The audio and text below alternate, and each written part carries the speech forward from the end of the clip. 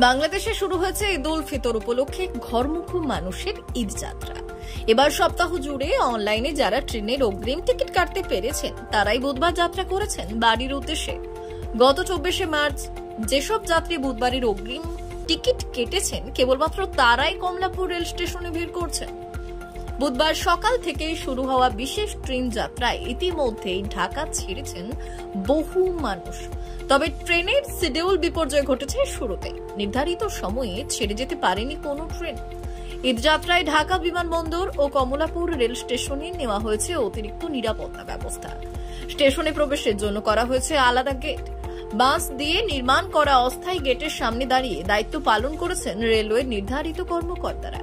সেখানে ঈদযাত্রার জন্য স্টেশনে আসা যাত্রী টিকিট চেক করে ভেতরের দিকে প্রবেশ করানো হচ্ছে। টিকিট ছাড়া ভেতরে কেউ প্রবেশ করতে পারছেন না। যাত্রীদের সার্বিক নিরাপত্তা নিশ্চিতের জন্য বসানো হয়েছে অস্থায়ী বুথ। পুলিশ, আরএনবি ও র্যাবের বুথে দায়িত্ব পালন করতে দেখা গেছে আইন শৃঙ্খলা রক্ষাকারী বাহিনীর সদস্যদের। উল্লেখ্য, বাংলাদেশে ঈদ উপলক্ষে বিশেষ ট্রেন যাত্রার 4 এপ্রিলের টিকিট বিক্রি হয়েছে গত 25শে মার্চ ও 5 এপ্রিলের টিকিট বিক্রি হয়েছে গত 26শে মার্চ।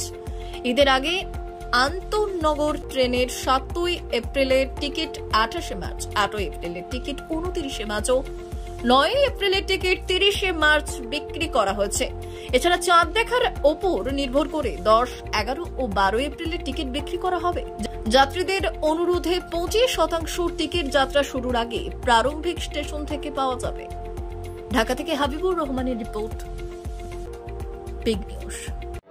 আপনারা তো জানেন আমাদের বাংলাদেশে মুসলিম ধর্মপ্রাণদের মুসলমানদের জন্য বড় দুটি উৎসব ঈদ উল ফিতর, ঈদ উল আজহা।